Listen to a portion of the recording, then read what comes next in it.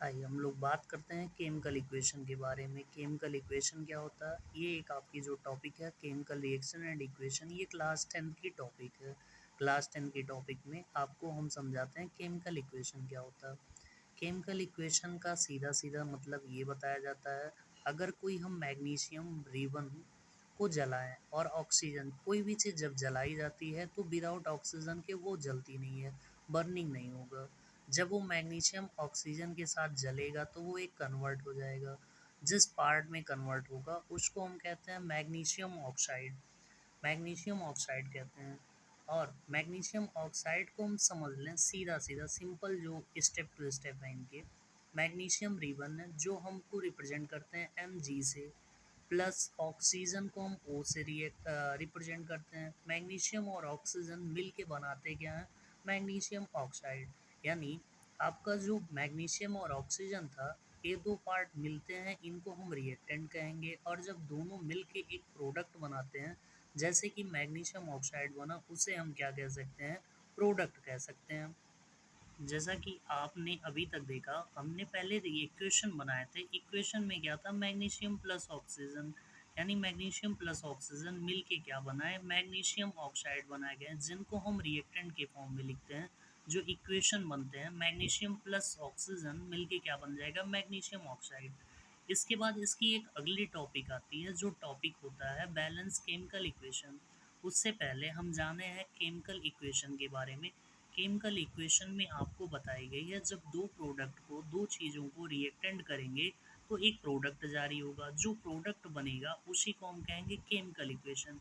जैसे हम एक एग्जांपल और भी उठा लें, हम हाइड्रोजन ले लें प्लस ऑक्सीजन ले लें। हाइड्रोजन और ऑक्सीजन के मिलने से क्या बनेगा? हाइड्रोजन और ऑक्सीजन के मिलने से जो प्रोडक्ट बनेगा वो होगा हमारा वाटर।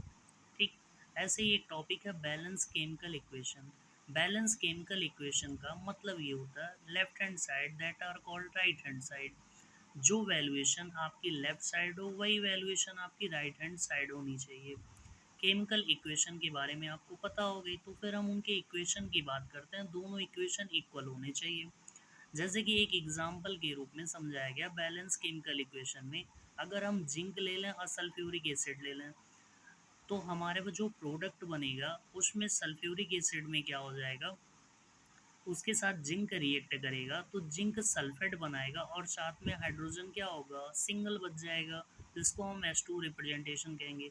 जैसे कि आपने बुक में देख रहा होगा, बुक में आपको साफ साफ लिखा हुआ, पहले आपको इक्वेशन बनाए गए हैं, इक्वेशंस में डिफाइन किया गया। जिंक का रिप्रेजेंटेशन होता है Zn, प्लस सल्फ्यूरिक एसिड को हम लिखते हैं H2SO4।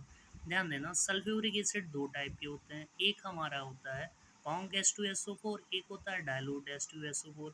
जो कॉन्क एसिड होते हैं वो काफ़ी ज़्यादा खतरनाक भी होते हैं, अगर हमारे पार्ट ऑफ बॉडी या कपड़े पे कहीं पे गिरते हैं तो जल जाते हैं। ठीक है, जिसको हम हिंदी में अगर बात करें, सल्फ्यूरिक एसिड को हम तेजाब भी कहते हैं। ये रिएक्शन जब जिंक के साथ होगा, तो जिंक के साथ देखो SO4 को एक साथ मिला दिया गया और H2 को रिलीज कर दिया गया। जब मिल जाता है जिंक और सल्फेट तो उसका नाम होता है जिंक सल्फेट, और प्लस हाइड्रोजन अलग हो गया। हम जब इक्वेशंस वेरीफाई करते हैं, left hand side are equal to right hand side. Left hand side में आप देख रहे होंगे जिंक आपका सिंगल है, H2 दो हैं, S सिंगल है, O4 है। जब आप लेफ्ट हैंड साइड में आते होंगे, आपका बनता क्या? Zinc sulphate plus H2O। तो Zn सिंगल था, S सिंगल था, O4 था, O4 कर दिया गया, प्लस साथ में क्या रिलीज हो गया? H2O रिलीज हो गया। तो जो बैलेंस केमिकल इक्वेशन के पैटर्न है वो आपको सीधा सीधा बताते हैं कि हम अगर दो प्रोडक्ट का रिएक्शन करते हैं, किसी भी दो टाइप के एलिमेंट्स का रिएक्शन करते हैं, तो एक प्रोडक्ट बनना है। रिएक्टेंट इक्वल टू प्रोडक्ट, अगर रिएक्टेंट की वैल्यू हमारी जितनी दी गई उतनी वैल्यू प्रोडक्ट की आती है, तो हमारी इक्वेशन क्या कंप्लीटली सही है। हम बात कर रहे थे क्लास 10 का, एक दूसरा टॉपिक था जो केमिकल इक्वेशन। केमिकल इक्वेशन के एक टॉपिक आते हैं क्या? Balance chemical equation. और ध्यान देना, बहुत ही इंपॉर्टेंट होता है balance equation, balance chemical equation. आप नाइन्थ में भी बेसिक पढ़े होंगे, टेंथ में आ गए हैं, 11 12 में जाएंगे, वहाँ भी आपको बैलेंसिंग करना आना चाहिए। केमिस्ट्री में अगर आप बैलेंसिंग इक्वेशन ढंग से करते हैं तो कोई दिक्कत और डाउट नहीं होनी चाहिए। इसके एक पैटर्न है, left hand side equal to right hand side. अगर आपके कॉन्सेप्ट क्लियर होते हैं तो फिर आपके लिए कोई डाउट नहीं होगा। जैसे इसमें लिया गया था जिंक और सल्फेट लिया गया था, जिंक सल्फेट से रिएक्ट करके क्या बनाया गया, जिंक सल्फेट बनाया गया प्लस H2 बनाया गया।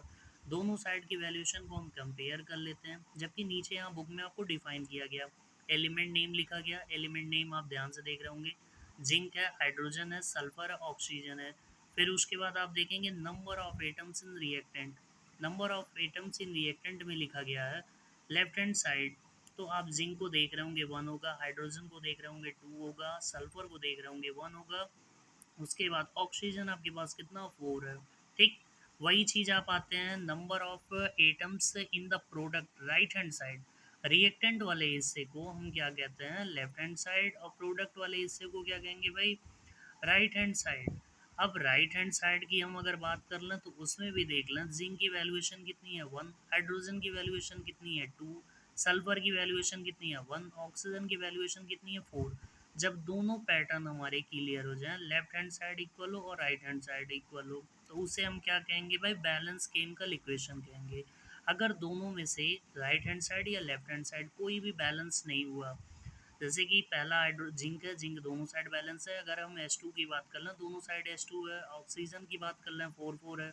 अगर इन द सेंस ऑक्सीजन एक में 4 होता दूसरे में 3 होता, तो ये अनबैलेंस इक्वेशन होते हैं। क्यों, क्योंकि ये बैलेंस नहीं है। बैलेंस ये तभी होंगे जब दोनों की इक्वल क्या हो, सेम होने चाहिए, बैलेंस इक्वेशन कहलाएंगे।